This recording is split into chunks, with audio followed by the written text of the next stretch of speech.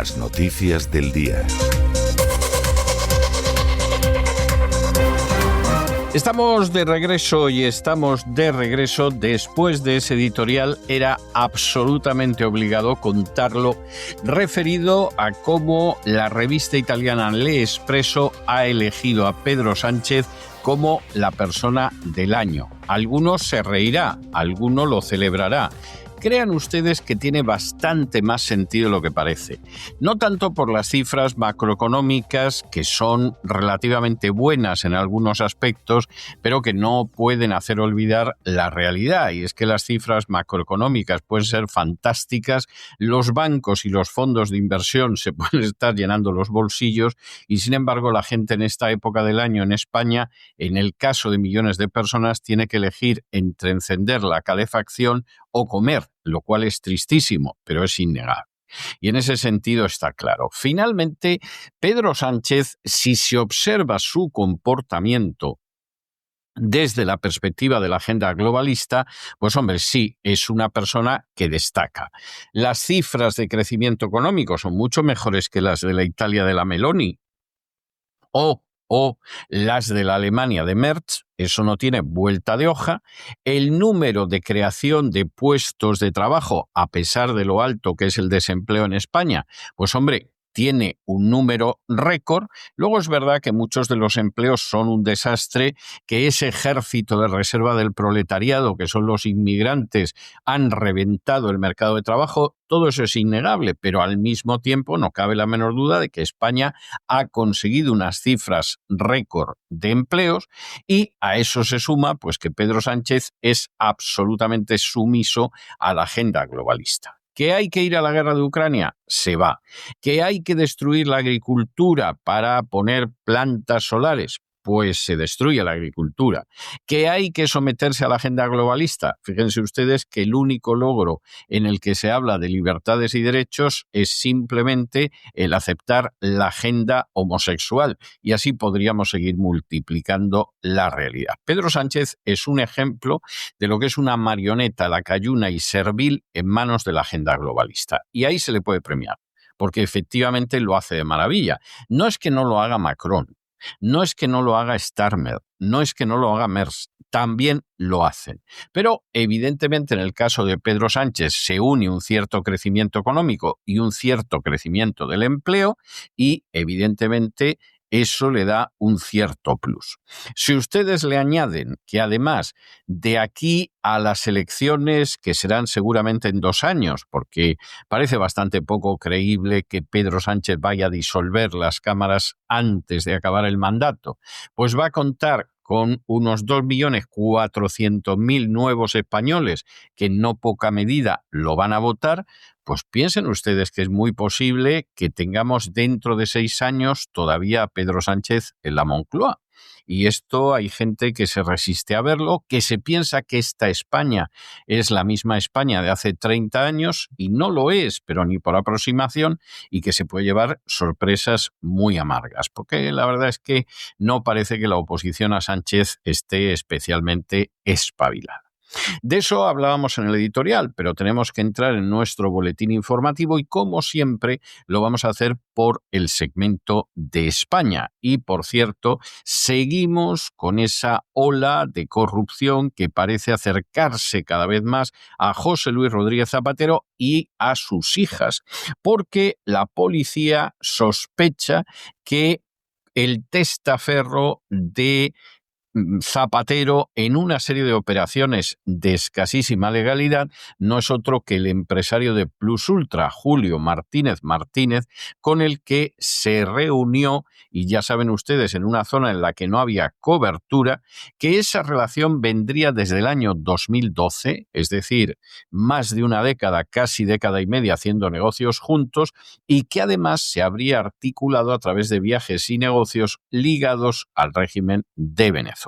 Martínez está detenido en la causa por blanqueo vinculada al rescate de Plus Ultra, que recibió 53 millones de la SEPI, y que además la policía cree que parte de ese dinero que los buscabonus robaron a los españoles, se desvió para devolver préstamos a sociedades en Suiza, en Francia y en Panamá relacionadas con redes de blanqueo y operaciones de oro de Venezuela. Una cosa verdaderamente fantástica.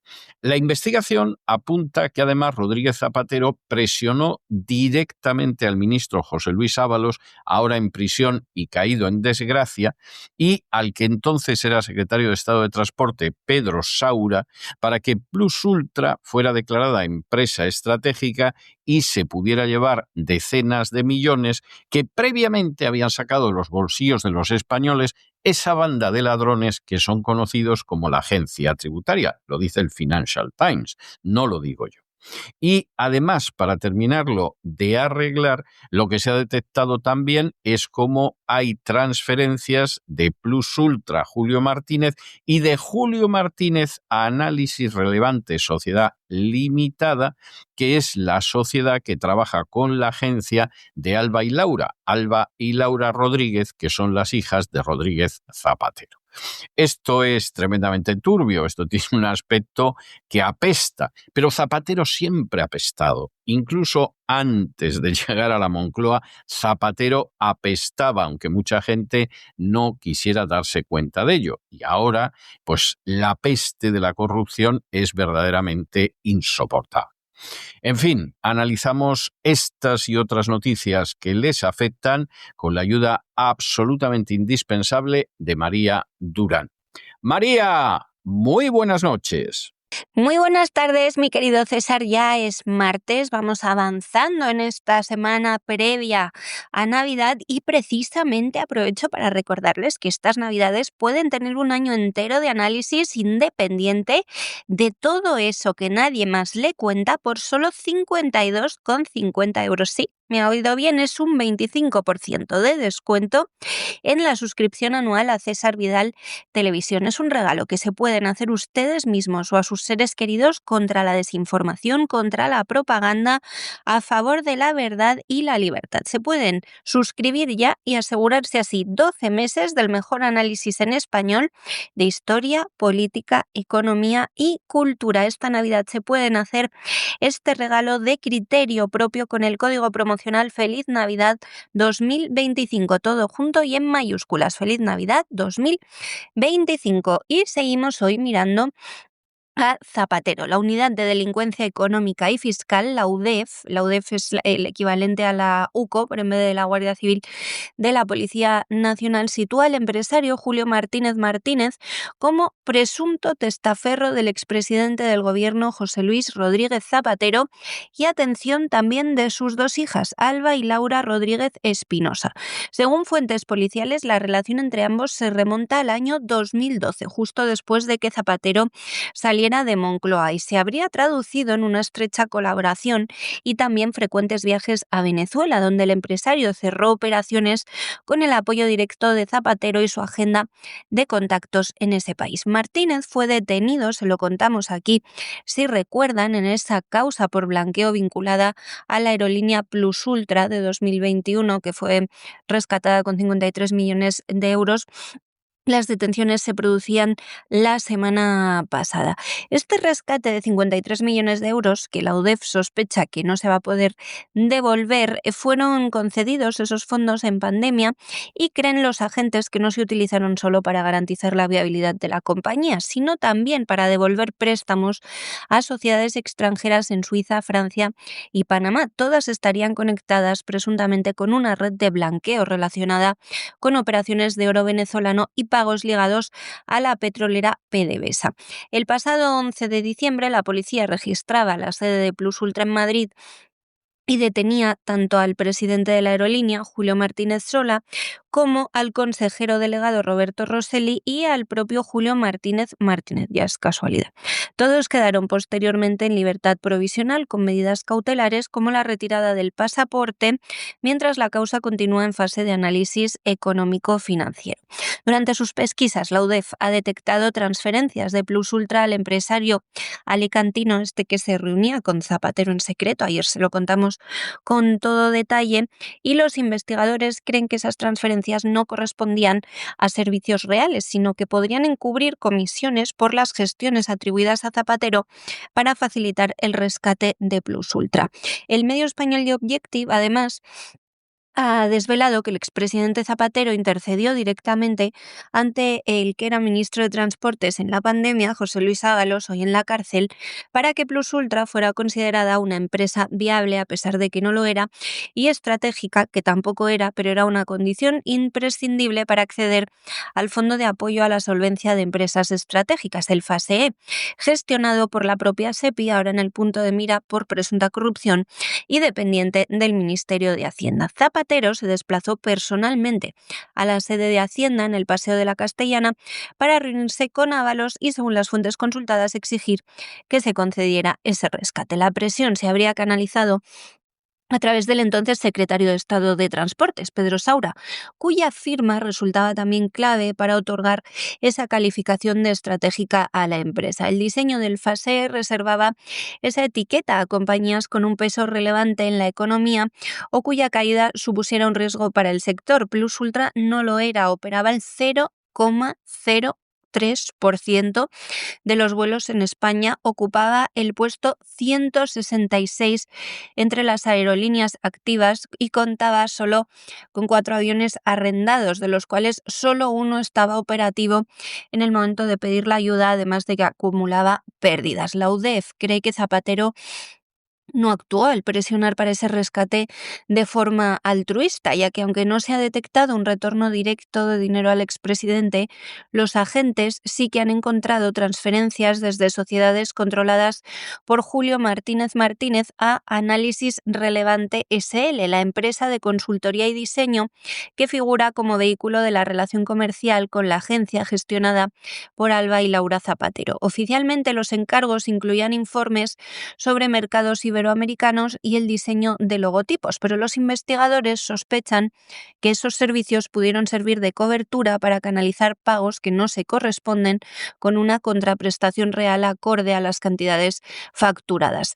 Análisis Relevante SL tiene su sede además en la madrileña calle Diego de León, en el barrio de Salamanca, muy cerca del mismo inmueble donde Santos Cerdán, Leire Díez y el expresidente de la SEPI, todos detenidos un día antes que los miembros de la directiva de Plus Ultra, habrían organizado un entramado para solicitar aportaciones económicas a grandes empresas del IBEX 35 a cambio de parar la publicación de noticias desfavorables contra ellas. Otro de los elementos relevantes del informe policial es la evolución patrimonial de Julio Martínez Martínez. Muchos de sus bienes están a nombre de sociedades interpuestas, pero la policía aprecia un crecimiento acelerado en los últimos años y movimientos financieros que apuntan a un nivel de vida muy por encima de lo esperable. Tiene, entre otras cosas, un gran yate en la Comunidad Valenciana. Para la UDEF, ese enriquecimiento es un indicio más de la existencia de ingresos opacos vinculados a su papel como presunto intermediario y testaferro de Zapatero y sus hijas.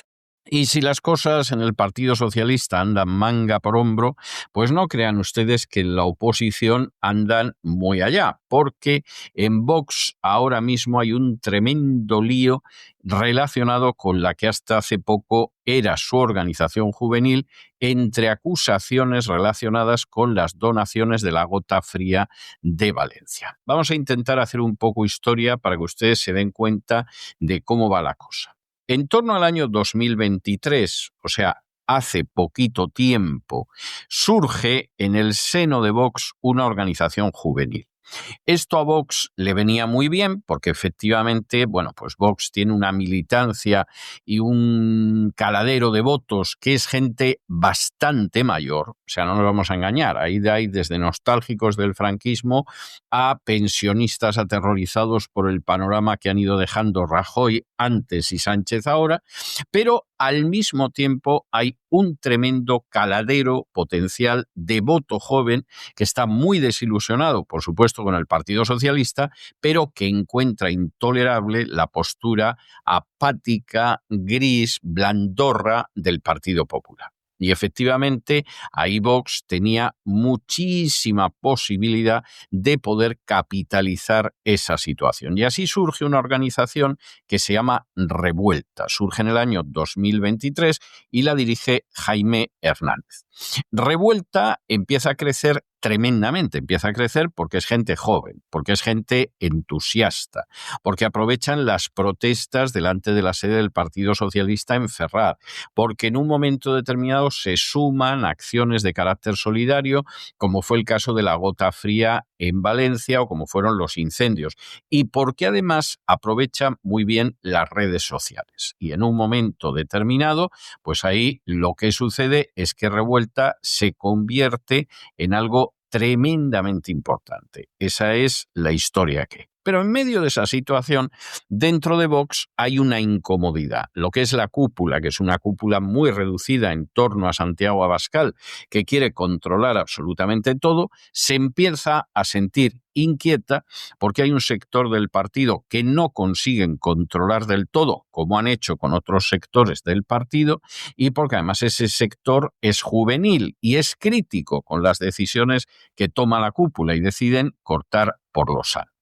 ¿Cuál es la excusa para cortar por lo sano? Bueno, pues decir que del dinero que se reunió en donaciones para la Dana, para la gota fría, no están muy claras las cuentas. Pero, sinceramente, tal y como lo ve quien ahora se dirige a ustedes, esto es más que la razón, la excusa. Lo que se intenta en un primer momento es disolver totalmente a Revuelta porque no se la puede controlar como se ha ido controlando con mano de hierro el partido Vox, y después, ante la posibilidad de que la disolución fuera un desastre y tuviera unas consecuencias terribles entre una militancia joven, se decide integrarla en una parte de la estructura de Vox fácilmente controlable como es el sindicato Solidaridad. El sindicato Solidaridad es un sindicato, y que nadie se sienta ofendido, que no pinta absolutamente nada.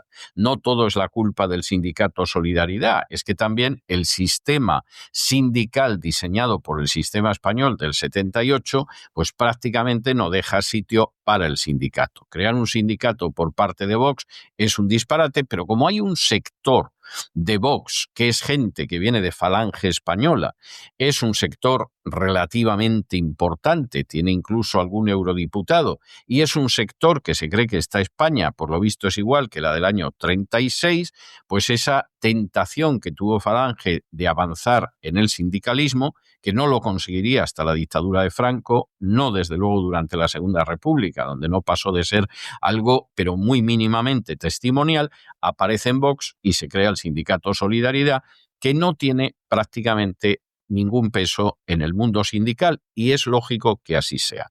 Tampoco vamos a acusar a los dirigentes del sindicato Solidaridad. Es que lo que no puede ser, y además es imposible, como decía el torero Guerra. Y claro, en ese momento la idea es, bueno, vamos a controlar a Revuelta, la metemos dentro del sindicato Solidaridad y no nos sale nadie díscolo. ¿Qué pasa?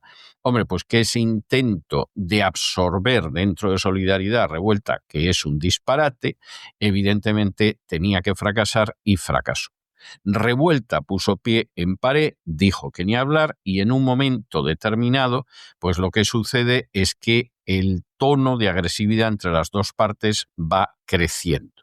En el caso de los jóvenes de Revuelta, que encima no tienen experiencia política y no saben lo que es vivir de la política, pues con la amargura de que el sueño de Vox parece que se convierte en pesadilla.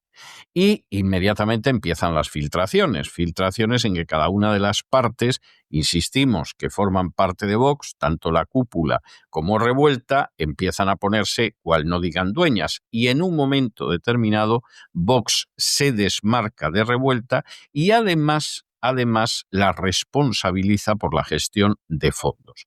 Esto por parte de Vox, por parte de Revuelta, pues diciendo que aquí lo que esperan es que haya una auditoría, que se aclaren las cosas, que ellos con el dinero se han portado bien y que bueno, que lo que Vox quería era controlarlos. Los ha querido controlar desde el punto de vista de quien se dirige a ustedes sin el más mínimo género de duda. Así ha sido. Ese control no ha funcionado, entonces, bueno, pues aquí parece que si efectivamente no se puede controlar, pues la maté porque era mía y se acabó, y en esto estamos. Pero esta es una situación grave, implica que Vox puede perder unos activos de carácter juvenil precisamente en un momento en que las expectativas electorales parecen sonreírles, cosa lógica, porque es que realmente el panorama político español no es para menos, y en el momento en el que más se necesita tener ese respaldo entre votantes jóvenes, pues nos encontramos con esta lucha en la que la cúpula quiere totalmente descabezar al sector juvenil y controlarlo, domesticarlo. Gran error, pero bueno, vamos a ver en qué acaba todo. Bueno, y un asunto que lleva varios días resonando en la prensa nacional española, pero que ya es un clamor. Está en absolutamente todas las portadas de periódicos, de medios afines al PSOE o al Partido Popular, y realmente es que ya es imposible pasar el tema por alto. Los problemas dentro de Vox contrastan con la buena racha que, sin embargo, le señalan al partido de Santiago Abascal las encuestas. Y les cuento por qué. Y es que mientras el partido presume de una primavera demoscópica tras la debacle de las últimas elecciones generales del 23J, en su interior se está librando una guerra intestina que tiene como epicentro a la que ha sido hasta hace muy poco su organización juvenil de facto, Revuelta. Revuelta es un movimiento del que el propio partido ha decidido ahora desmarcarse. Pepa Millán la semana pasada decía no forma parte de Vox, cuando la prensa le preguntaba por esa asociación Revuelta, por si nos están escuchando personas que no residen en España y no saben qué es ni qué grandes protestas hubo en Ferraz. Nacía en 2023, impulsada por un grupo de trabajadores de Vox. El rostro más visible era Jaime Hernández Zúñiga, un histórico del partido, un chico muy joven, que conoció a Santiago Abascal en los tiempos de Denaes, siendo menor de edad. Fue de los primeros en cobrar nómina cuando Vox todavía operaba desde un piso precisamente en la calle Diego de León, y se encargaba del contenido audiovisual, fotos, vídeos, redes sociales, etc. Tras las elecciones europeas de 2019, este joven trabajó como asesor en el Parlamento Europeo y regresó a Madrid en 2021 para gestionar las elecciones autonómicas. En 2023, muchas de las acciones callejeras que Vox venía usando para seducir a jóvenes, como aquellas famosas cañas por España, que se hacían con sus propios políticos, estaban muy paradas. Jaime, entonces, y varios compañeros jóvenes decidieron impulsar esta asociación Revuelta, usando como soporte legal una asociación inactiva, ASOMA, que sería Asociación Social de Mayores, creada desde la Vicesecretaría de Movilización. Con la ayuda de un antiguo compañero de departamento, Santiago Aneiros, organizaron el traspaso de poderes y constituyeron una nueva junta directiva en la que estaba Jaime Hernández como presidente, Pablo González Gasca, actual trabajador de Vox, es responsable de marketing digital y acción exterior como secretario general, Arturo Villa, asesor de Jorge Buxado en Bruselas como vicepresidente, este joven que mencionaba, Santiago Aneiros, y Javier Esteban, responsable de las redes de Vox, como vocales. Lo que comenzó siendo un corte de tráfico frente a la sede del PSOE en Ferraz contra la ley de la amnistía, a la que, por cierto, se sumó Esperanza Aguirre en su día, creció a mucha velocidad. De unas decenas de jóvenes los primeros días se pasó a miles, eso en cuestión de 2-3 días. Las protestas se repitieron durante más de un mes y se llenaron de símbolos y consignas contra el gobierno de Pedro Sánchez con el lema "consumado el golpe, empieza la revuelta". Hubo acciones llamativas como unas campanadas de Nochevieja, que yo conozco bien porque fui una de las personas que las presentó. En fin, el éxito no pasó desapercibido en Bambú. Según publican ya varios medios, la sede nacional de Vox, en un momento de desmovilización interna, Revuelta se convirtió en un filón para reconectar con las bases jóvenes. Dirigentes del partido comenzaron incluso a dejarse ver en las protestas. El propio Abascal acudió en su momento en varias ocasiones, una de ellas con el periodista estadounidense Tucker Carlson. Revuelta empezó entonces a tejer la imagen de comunidad militante con protestas, acciones solidarias, viajes con otras juventudes europeas afines, y sobre todo son muy conocidos porque han estado presentes en los incendios de este verano en Castilla y León, ayudando a los afectados, y el año pasado hicieron lo mismo con los afectados por la Dana en la Comunidad Valenciana. Pero nos enteramos ahora de que la relación se quebró cuando entró en juego el dinero. El 24 de octubre, el vicepresidente de Revuelta, Arturo Villa, envió todo esto según la prensa, un correo a Jaime Hernández en el que denunciaba que nunca había tenido acceso a cuentas anuales, balances, memorias económicas o libros de contabilidad. Esto lo publicó en Twitter. Después remitió, dice él, un burofax acusando a Jaime Hernández de opacidad, mentira y ocultación, exigiendo la entrega y revisión de toda la documentación económica y fiscal de Asoma, la asociación de mayores que habían utilizado. Pedía además aprobar la disolución de Revuelta y liquidar la asociación. Es entonces, insisto que según la prensa, que Jaime Hernández y 3 de sus colaboradores se niegan. El pasado 5 de diciembre se hacía público ese comunicado en el que además se acusaba a los jóvenes de Revuelta que no habían querido firmar la disolución ante la Fiscalía por presunta malversación y estafa. El conflicto, que hasta entonces era interno, estallaba a la vista de todo el mundo. El presidente de Revuelta respondía ese fin de semana con un vídeo defendiendo que cada euro recibido se había usado para ayudar a los afectados y anunciando una auditoría externa para desmentir cualquier desvío de fondos. Decía: no podemos permitir que un proyecto tan bueno, que ha conseguido unir a muchísimas personas fuera del sistema de partidos, se vea enturbiado por quienes han intentado ceder el control de Revuelta a unos despachos, decía. Paralelamente han ido saliendo a la luz maniobras de Vox para controlar o apagar, para matar más bien, este movimiento juvenil, según revelaba El Plural, y han recogido audios internos y muchos otros medios después, porque después han publicado audios El Español, El Mundo, La Razón y The Objective. Dirigentes del partido intentaron primero disolver a Soma antes de presentar denuncia alguna. En uno de los audios se oye: Vox me ha dicho que muerto el perro se acabó la rabia, que en cuanto disolvamos a Soma no va a denunciar ni a hacer nada. Esto lo diría Arturo Villa en una de esas conversaciones. Manuel Mariscal, diputado y vicesecretario de Comunicación, invocaba incluso al propio Abascal para convencer a los jóvenes de que había que cerrar Revuelta. Se le oye también decir en un audio: no quiere que exista nada autónomo a Vox, que surja de Vox y actúe de manera autónoma. El plan de la dirección, según estos medios, no se limitaba a pagar el movimiento, quería integrarlo en el sindicato del partido, Solidaridad, y hacerse con su estructura y sus recursos. Según Revuelta, en Bambú circulaban estimaciones de que la asociación juvenil había llegado a ingresar alrededor de 1 millón de euros entre cuotas y donaciones, especialmente tras las campañas por la Dana. Pese a las tensiones con el partido, los jóvenes insisten, repito, me remito a los medios, habrían pactado un acuerdo de mínimos, se habría aceptado la supervisión de Solidaridad a cambio de no disolver Revuelta. El encargado de tutelarlos habría sido el secretario general de Solidaridad, Jordi de la Fuente. En audios a los que ha tenido acceso la prensa, de la Fuente les pedía a los jóvenes que le informasen de cualquier idea y repetía que la idea es integración y que hay que trabajarlo a partir del mes que viene para que sea así. En la práctica, Revuelta habría aceptado parte de esa supervisión, pero se resistió a entregar el mando y a integrarse en el sindicato o el partido. Con la integración encallada, la ruptura se ha hecho inevitable y sobre todo muy pública.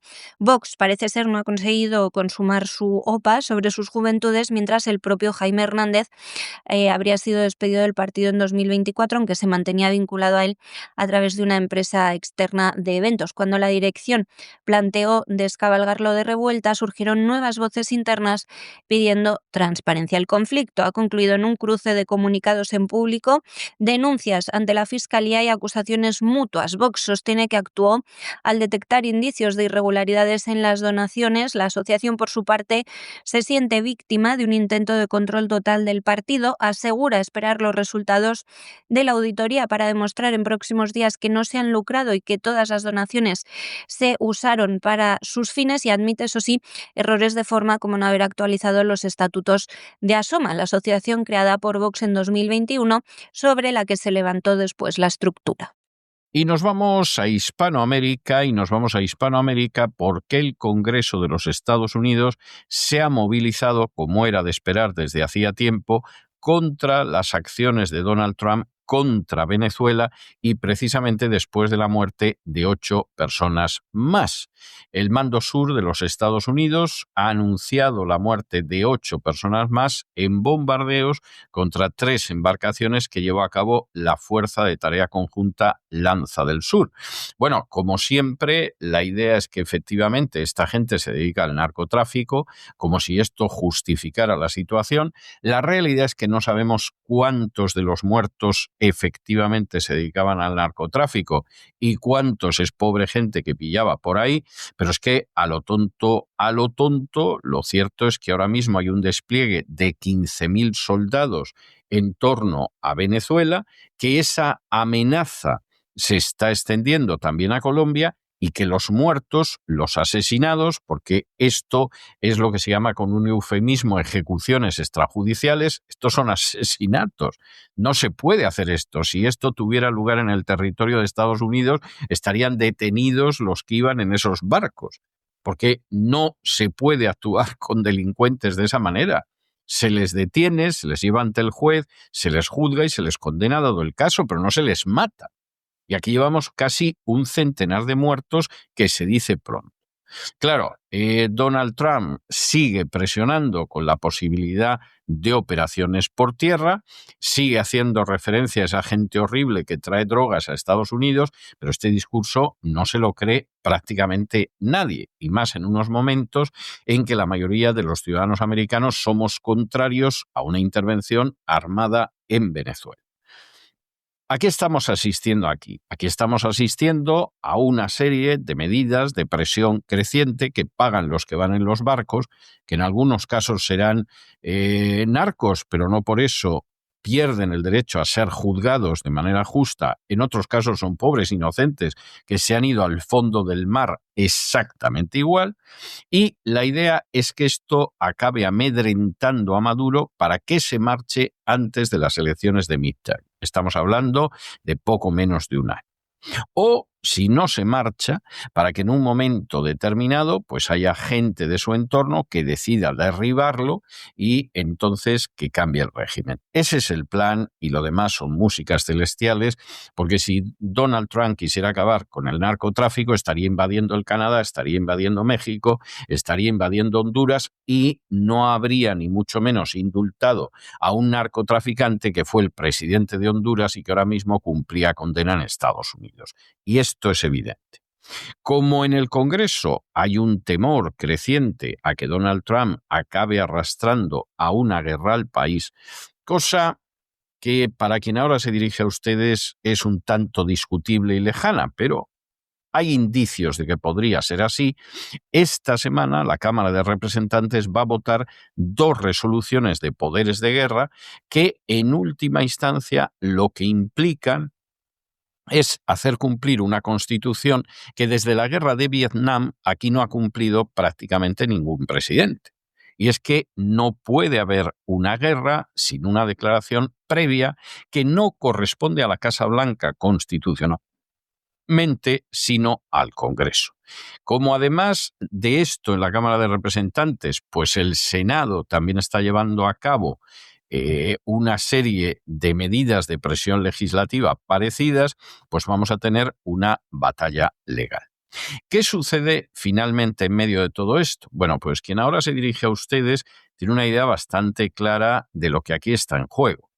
Si Donald Trump no consigue que Maduro se vaya o que lo derriben antes de las elecciones de midterm, lo más seguro es que Maduro aguanta.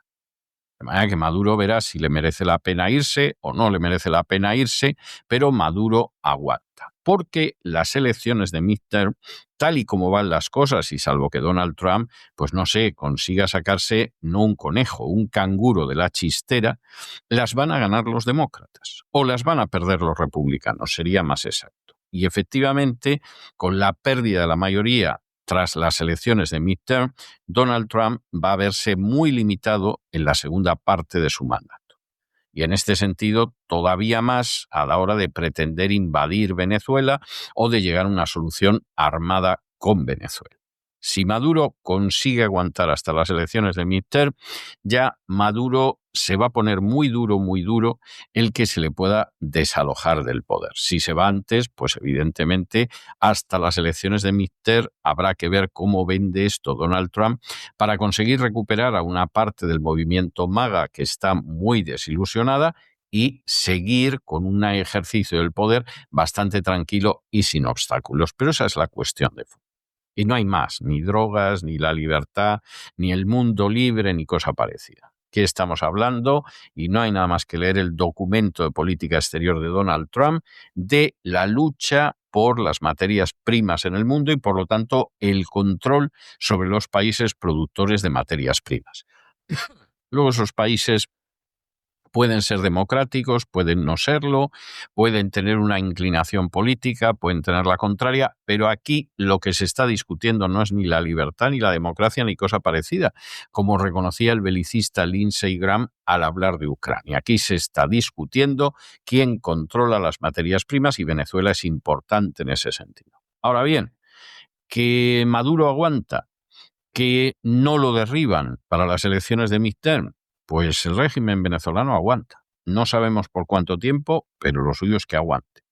Que Maduro se marcha, que consiguen efectivamente en un momento determinado que haya un grupo que derribe a Maduro, bueno, pues entonces en ese caso a lo mejor los republicanos no pierden las elecciones de midterm. La escalada entre Estados Unidos y Venezuela nos deja un nuevo balance de muertos de los últimos días.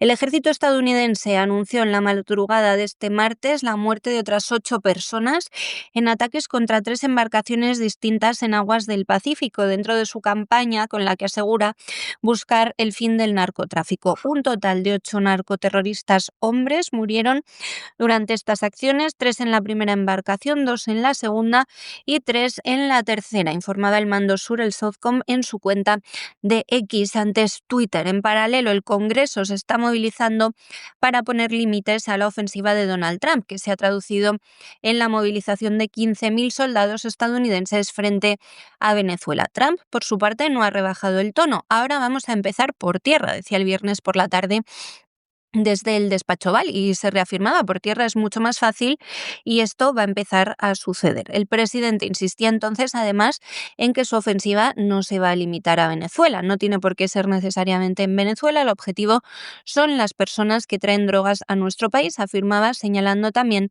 a la Colombia de Gustavo Petro. En fin, la vicepresidenta del caucus progresista del Congreso, Ilhan Omar, de Minnesota, es esta congresista que suele aparecer con velo, con la que ha tenido Donald Trump varios encontronazos en las últimas semanas, y también el congresista Jesús García de Illinois han planteado una votación en este sentido. En una declaración conjunta advierten que en la medida en que Trump vuelve a amenazar con ataques terrestres contra Venezuela, cada representante estadounidense se enfrentará esta semana a una decisión crucial: defenderán la Constitución y votarán para detener la guerra ilegal de Trump, sí o no. Las resoluciones que se van a votar en el Congreso están impulsadas por 2 referentes demócratas. Por un lado, Gregory Meeks, de Nueva York, que es el máximo responsable de su partido en el Comité de Asuntos Exteriores, y por otro lado Jim McGovern, de Massachusetts, que es una figura clave del Comité de Reglamento. Omar y García insisten en el mensaje de fondo. Dicen que solo el Congreso puede autorizar el uso de fuerza militar ofensiva, no el presidente. En su argumentario enumeran actuaciones que a su juicio ya constituyen hostilidades, como la incautación de petroleros venezolanos en aguas internacionales, ataques contra embarcaciones en las que había supervivientes, la declaración de una zona de exclusión aérea sobre Venezuela, el despliegue de cazas F-18 en el Golfo de Venezuela o la negativa de Trump a descartar el envío de tropas mientras amenaza con derrocar gobiernos en la región. Para los firmantes se trata de hostilidades ilegales y creen que el Congreso debe frenarlas. La presión también se ha trasladado al Senado. Un grupo de senadores demócratas y algunos republicanos también han registrado por su parte resoluciones para forzar límites al uso del ejército. Una de ellas cuenta con el apoyo del republicano Rand Paul de Kentucky, junto con Tim Kaine, Adam Schiff y el líder demócrata Chuck Schumer, y exige que Trump deje de utilizar las Fuerzas Armadas a menos que esté específicamente autorizado por una declaración de guerra o una autorización legal expresa.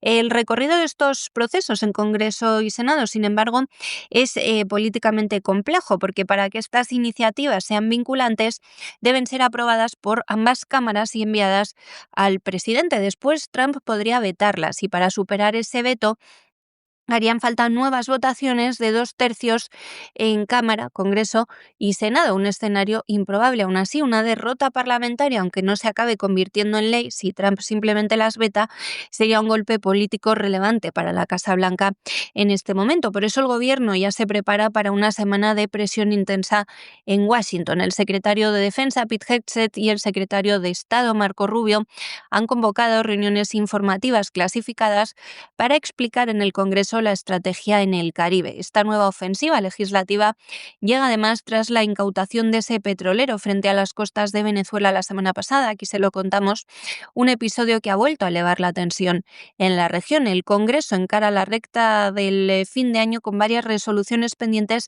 y una pregunta de fondo: si permitirá que Trump escale la confrontación en Iberoamérica sin un mandato explícito del poder legislativo. Rand Paul lo resumía con una advertencia directa: si vamos a derrocar un régimen tras otro en Sudamérica, decía, no hay cantidad de dinero que se pueda imprimir para pagar eso, y no creo que se deban perder vidas sin una votación del Congreso. Bueno, y volvemos a Honduras y el culebrón electoral que llevamos viviendo desde hace ya demasiados días, pero la Organización de Estados Americanos ha decidido ir en una dirección muy concreta, y la misión de observación que envió a Honduras afirma que las elecciones han sido limpias, que no ha habido fraude, que no ha visto manipulación ni dolo en el material electoral o en los sistemas informáticos, y todo eso a pesar de que el boletín final no se ha publicado todavía.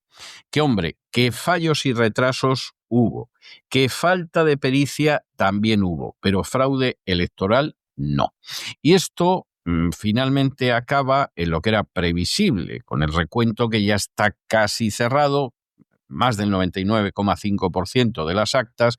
Asfura, que era el candidato de Donald Trump, tiene el 40,5% de los votos. Salvador Nasralla, que va detrás, tiene el 39,2% de los votos. Como ven ustedes, una diferencia que no llega al punto, que es poco más de un punto, realmente es una diferencia muy pequeña, y aquí parece ser que Asfura finalmente se va a hacer con el poder, algo que a lo mejor hasta las elecciones han sido limpias, pero que confirma hasta qué punto ese diseño estratégico global de Donald Trump está empezando a funcionar. Por lo menos existe esa apariencia, porque desde luego lo que está claro es que al final ha ganado aquel candidato al que se ha apoyado desde la Casa Blanca. Saque cada cual las conclusiones que quiera. Hombre, en el caso de dirigentes exiliados que están deseando llegar a su país y ser presidentes, esto es magnífico. Mientras Estados Unidos practique la injerencia en las elecciones y las elecciones las ganemos nosotros, pues están encantados de la vida. Pero claro, está por ver si vas a convencer a Trump o al que sustituya luego a Trump de que tú eres el candidato adecuado. Y claro, esto al final beneficiar a las naciones en sí es más que dudoso. La misión de observación electoral de la Organización de Estados Americanos, la OEA, desplegada en Honduras, ha descartado la existencia de un fraude en las últimas elecciones presidenciales, aunque el país todavía no ha conseguido publicar el boletín final con el ganador porque no ha conseguido acabar de contar los sufragios. El jefe de esta misión, Eladio Loizaga, resumía la posición de la OEA con un mensaje directo. Decía: han visto retrasos, pero no señales que les hagan dudar del resultado. Ese pronunciamiento responde a las acusaciones lanzadas en los últimos días por el oficialismo y la presidenta Xiomara Castro, así como su partido, Libertad y Refundación, que insisten en que hay fraude. De hecho, la OEA advierte de que la difusión de narrativas de fraude ha recorrido todo el ciclo electoral y no solo viene de un frente político. Según el organismo, esas acusaciones han partido del oficialismo, de la oposición e incluso de una de las autoridades electorales, y dice que han causado un gran daño tanto a la institucionalidad democrática como al propio proceso en sí mismo. Mientras sigue ese escrutinio, el Consejo Nacional Electoral, el CNE, ha totalizado hasta ahora el 99,56% de las actas. En paralelo, la crisis ha salpicado también al propio CNE. Su presidenta, Ana Paola Hall, de la que yo no había oído hablar en mi vida, pero seguro que les pasa como a mí, ¿verdad? Que ya le ponemos caras a esta chica relativamente joven que usa gafas y las cambia muchísimo. Pues Hall ha denunciado en los últimos días intimidación. Dice que hay por parte de sectores del oficialismo en la recta final del conteo y ha prometido, eso sí, defender la declaratoria de resultados, es decir, el resultado final. Decía, como presidenta del CNE, defenderé el proceso electoral, que es parte fundamental de la democracia de nuestro país. Honduras es primero, decía. Y nos vamos de la información hispanoamericana a la información internacional. Nos vamos a Gran Bretaña, nos vamos a Estados Unidos, porque Donald Trump acaba de demandar a la cadena británica BBC, a la BBC, por difamación. La acusa de haber manipulado su discurso del 6 de enero de 2021 para dar la impresión de que incitó la violencia en el asalto al Capitolio. La demanda, que se ha presentado además en un tribunal federal del sur de la Florida, que es donde vive Donald Trump cuando no está en la Casa Blanca, solicita $5.000 millones por dos acusaciones: difamación y violación de la Ley de Prácticas Comerciales de Florida. Agárrense ustedes a la silla. $5.000 millones. Y esto en un tribunal de la Florida. Les da exactamente lo mismo que la causa, el origen, el supuesto delito, lo haya cometido la BBC en territorio británico. Se puede presentar la causa en un tribunal de la Florida. Y el juez de la Florida va a decidir sobre esto. Y claro, ustedes se pueden imaginar lo que esto significa. ¿Ustedes se imaginan, por ejemplo, que realmente queda bien, esto casi es de serie de Netflix, que, por ejemplo, en un tribunal del sur de la Florida, antiguas víctimas de ETA reclamaran al gobierno vasco, por ejemplo, o a gente que formó parte o sigue formando parte de la organización terrorista ETA? ¿Ustedes se imaginan, por ejemplo, que desde un tribunal del sur de la Florida se emprendieran acciones legales contra Rodríguez Zapatero por la presunta colusión con el régimen de Caracas? ¿Ustedes se imaginan que desde aquí se iniciaran acciones legales contra los buscabonus de la agencia tributaria en España y se les pidieran indemnizaciones millonarias? ¿Y esas sentencias luego se ejecutaran en España? Bueno, pues todo eso es posible. En este caso, esto puede significar la quiebra de la BBC, porque $5.000 millones no es ninguna tontería. La BBC tuvo que reconocer que efectivamente esas imágenes se habían manipulado para dejar mal a Donald Trump, reconoció lo que llamó un error de juicio, pero claro, dice que base legal para esto no hay. Ya con dimitir a algunos de los altos directivos se acaba. Bueno, pues aquí la verdad es que esto puede ser tremendo. Esto puede ser un calvario para la BBC. Y estamos hablando de un personaje que ahora mismo es presidente de los Estados Unidos y lo va a ser los 2 próximos años, con un peso enorme en el estado de la Florida. Ya en el sur de la Florida ni les contamos. O sea, esto es evidente. Y aunque se está hablando de que uno tiene que demostrar malicia real, es decir, una falsedad consciente o temeraria, pues realmente no crean ustedes que eso es tan difícil de mostrar, porque cuando tú ves el vídeo completo de Donald Trump y luego la forma en que se manipuló el vídeo, es que cuesta mucho creer que ahí no hay una malicia, no hay un dolo, que sería el término jurídico español, para perjudicar a Donald Trump. O sea que a la BBC le esperan horas de disfrute y solaz, posiblemente durante años. Imagínense ustedes, realmente el foco que existe en el sur de la Florida para intentar arreglar cosas en España. Y parece que no lo ha intentado nadie todavía. Pues va siendo hora, va siendo hora. Y volvemos a Donald Trump, el presidente de Estados Unidos, ha cumplido su amenaza que aquí les contamos en su día y este lunes por la noche ya en España presentaba una demanda por difamación contra la cadena BBC, a la que acusa de haber manipulado de forma engañosa un fragmento clave de su discurso del 6 de enero de 2021, el día del asalto al Capitolio, para hacer creer, dice Trump, que incitó directamente a la violencia durante esos disturbios. Según han informado medios estadounidenses, la denuncia se ha registrado en un tribunal federal del sur de Florida y Trump reclama hasta 5.000 millones de dólares en concepto de daños al amparo de dos cargos: difamación y vulneración de la Ley de Prácticas Comerciales de Florida. El origen de este conflicto es un documental de la cadena pública británica que se tituló Trump, Segunda Oportunidad, emitido en el programa Panorama poco antes de las elecciones presidenciales de 2024.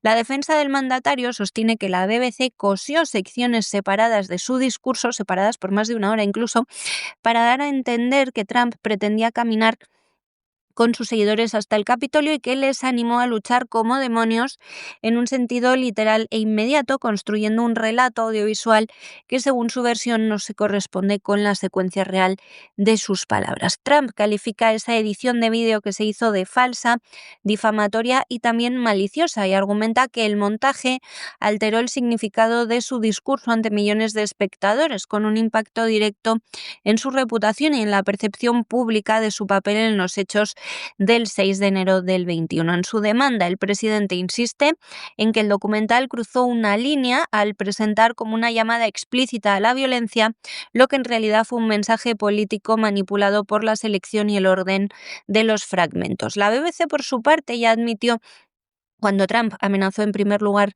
con su querella, que había habido un error. Dijeron que el montaje fue un error de juicio y ofrecieron disculpas tras estallar la polémica. Sin embargo, la cadena sostiene que no hay base legal para una demanda por difamación y ha anunciado que se va a defender en los tribunales. Ya tras la primera amenaza de Trump, altos ejecutivos, entre ellos el director general Tim Davie y la jefa de informativos Deborah Turner, presentaron sus dimisiones en medio de la presión pública y política por el tratamiento del asunto. Más allá del recorrido judicial es difícil porque la querella se ha interpuesto en Estados Unidos y la BBC es británica, pero la demanda sí añade un nuevo capítulo a la ofensiva legal del presidente contra distintos medios de comunicación y, por qué no decirlo, de distintos medios de comunicación contra el presidente estadounidense.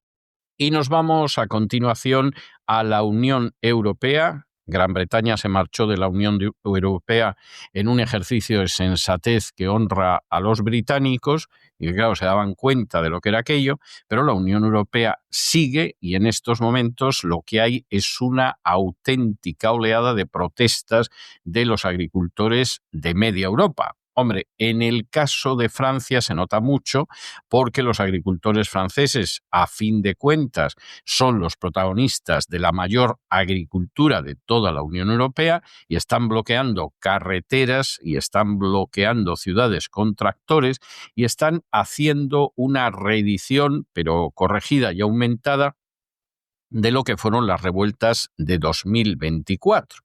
Aquí, finalmente, lo que ha hecho que los agricultores vuelvan a lanzarse a carreteras y a calles han sido los sacrificios masivos del ganado, en este caso por la enfermedad de la piel nodular contagiosa, que supuestamente ha tenido más de 100 focos activos. Aquí no tenían peste porcina, como en España, no había coronavirus, pero han encontrado la piel nodular contagiosa, la enfermedad de la piel nodular contagiosa, y se han dedicado a sacrificar rebaños enteros por un solo positivo, lo cual es una canallada y demuestra el tipo de miserable moral y político que es Macron y la indignidad criminal de la agenda globalista. Esto es así. Claro, como ustedes pueden imaginarse, los agricultores consideran que estas medidas son desproporcionadas, que lo son, están pidiendo una vacunación generalizada y ahí Macron mirando al sol y, por supuesto, están hartos de la política que está desarrollando en su contra, porque no se puede denominar de otra manera el Ministerio de Agricultura. Como encima, para terminarlo de arreglar, la Unión Europea se va a ver absolutamente inundada por los productos de Mercosur, y no digamos ya por los de Marruecos, evidentemente el panorama es para echarse a la calle. Esta gran desgracia, que no procede nada más que de la aplicación de la agenda globalista, no vayan ustedes a creer que se limita a la Unión Europea. Claro, la Unión Europea se va a encontrar con una competencia de las naciones de Mercosur en Hispanoamérica y con una competencia de las naciones del norte de África pavorosa, para no pegar ojo. Esto, unido a la traición de los dirigentes de la Unión Europea, pues puede ser el final de la agricultura europea. Pero dentro de la agenda globalista esto es maravilloso, porque reducimos todavía más los gastos. Si hay gente que se va a la miseria, no nos importa, como si se cuelgan de un árbol desesperados, y los beneficios se van a disparar. Y esto no solamente pasa en Europa, pasa en Estados Unidos. Rancheros de generaciones y de siglos, que han sido grandes ganaderos, grandes productores agrícolas, se encuentran ahora con que tienen que cerrar sus ranchos. Y tienen que cerrar sus ranchos porque la competencia que viene, por ejemplo, desde Brasil. Y esa carne brasileña está arruinando la ganadería nacional. Por cierto, carne excelente. Hay hasta cadenas de supermercados, cadenas de restaurantes centrados en carne que ya no es carne americana, que es carne brasileña.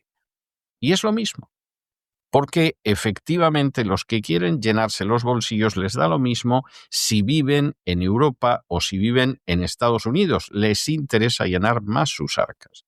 Y si eso significa arruinar la riqueza nacional, aprovechando la de países donde las condiciones son mejores porque son países a los que se mantienen el atraso, pues lo hacen y punto. Recuerden ustedes, y alguna vez lo hemos contado, cómo don Lorenzo Ramírez se fue a la calle en un momento determinado porque, sin saberlo, se le ocurrió criticar a esos canallas que son empresarios españoles que favorecían la agricultura de Marruecos sobre la española. Y un día en Es Radio se le ocurre hablar de cómo había empresarios españoles nada patriotas que se traían los tomates de Marruecos a costa de perjudicar a los agricultores españoles. Fue a la calle. Pues fue a la calle. Ni él sabía qué callos había pisado, y quien ahora se dirige a ustedes, que lo estuvo defendiendo durante un año para que no lo echaron precisamente cuando yo me fui de vacaciones de la manera más cobarde, pues resulta que tampoco, quien ahora se dirige a ustedes, sabía quién era el que traía tomates de Marruecos. Eso sí, sin importarle un pimiento si hundía la agricultura española. Pues están en lo mismo. Claro, en Francia se están lanzando a la calle. En España, de momento, no se ve mucho y razones no les faltan. Y en Francia asistimos a imágenes que nos recuerdan hace 2 inviernos. Los agricultores franceses han vuelto a tomar las calles y las carreteras de todo el país con sus tractores, tal y como hicieran hace 2 años, desencadenando una nueva oleada de protestas que está paralizando amplias zonas del país. La escena recuerda por su intensidad a esas grandes revueltas agrarias de 2024, que por cierto tuvieron su réplica en España, no la están teniendo esta vez. En esta ocasión el malestar en Francia estalla con un detonante sanitario muy concreto y retroalimenta un cóctel de presión económica y rechazo a las políticas agrarias europeas que, según el sector, están empujando al campo al límite. Tendría toda la lógica que en España por la gripe porcina africana pasase lo mismo, pero de momento no ha pasado. Lo que ha prendido la chispa inmediata en Francia ha sido la aplicación obligatoria de sacrificios masivos de ganado por la enfermedad de la piel nodular contagiosa, llamada también CND, una patología vírica detectada en Francia desde junio de este año 2025. La normativa comunitaria obliga a eliminar por completo los rebaños afectados, incluso cuando solo se detecta un animal infectado, una medida que ha disparado la indignación en las zonas rurales. Hasta el 9 de diciembre, el Ministerio de Agricultura ha contabilizado 109 focos activos, un dato que ha convertido la gestión de la crisis sanitaria en un campo de batalla político. Los sindicatos agrarios agrarios han denunciado que el protocolo es desproporcionado y arrasa con explotaciones enteras por un solo positivo. Señalan casos recientes en los que se ha ordenado y exigido el sacrificio de más de 200 reses a partir de una sola detección aislada. Frente a esta política, reclaman una vacunación inmediata y generalizada, argumentando que es la única vía para frenar los contagios sin destruir la base productiva del sector. Sin embargo, acusan al gobierno de Macron de haber descartado esta solución de forma parcial, limitándose a establecer perímetros de restricción de 50 kilómetros y campañas de inmunización, o sea, de vacunación reducidas. En departamentos como Ariège, aseguran, solo se ha vacunado a una fracción mínima del ganado disponible, pero el enfado no se reduce al manejo de esta enfermedad de la CND.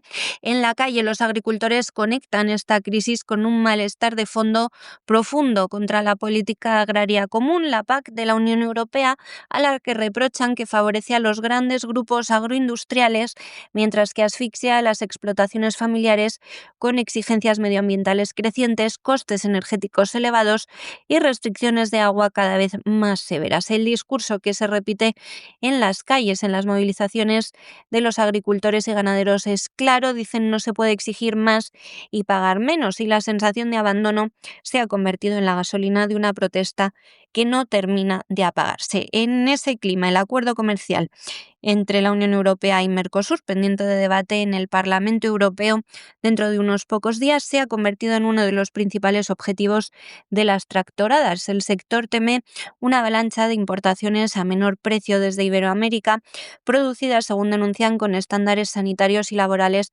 más laxos. Esto también va a ser un golpe muy gordo para España. Los franceses denuncian que va a ser un mazazo a su ganadería tradicional y al mercado interior, justo cuando muchas explotaciones ya están sobreviviendo como pueden con márgenes mínimos. Las organizaciones agrarias sitúan el pulso en cifras que buscan retratar la dimensión de la crisis. Cerca del 10% de las explotaciones estaría al borde de la quiebra y 3 de cada 4 agricultores reconocen atravesar graves dificultades económicas después de años de movilizaciones sin respuestas estructurales por parte ni del gobierno francés ni del gobierno de la Unión Europea. Esperemos que la chispa prenda pronto en España. Y hasta aquí hemos llegado nosotros con nuestro boletín informativo de hoy. María, muchas gracias, muy buenas noches y hasta mañana, Dios mediante. Es todo por hoy, César. Que pases una muy feliz tarde-noche, que la pases tú, que la pasen todo el equipo y, por supuesto, nuestros oyentes que nos acompañan cada día. Nos oímos ya mañana a esta misma hora. Un fuerte abrazo. Hasta entonces. Y ustedes no se nos vayan, porque ya saben que hoy, como todos los martes en La Voz, tenemos un programa doble y sesión continua dedicado a la economía. Primero tendremos a don Lorenzo Ramírez, que desde el Despegamos dará el niquelado cotidiano a la situación geoeconómica, y luego, ya lo saben, vendrá don Roberto Centeno con esa economía que se fue, pero la verdad es que no se va nunca, y nos hablará de en esa segunda parte de economía en este programa doble y sesión continua. Así que no se vayan, que regresamos enseguida.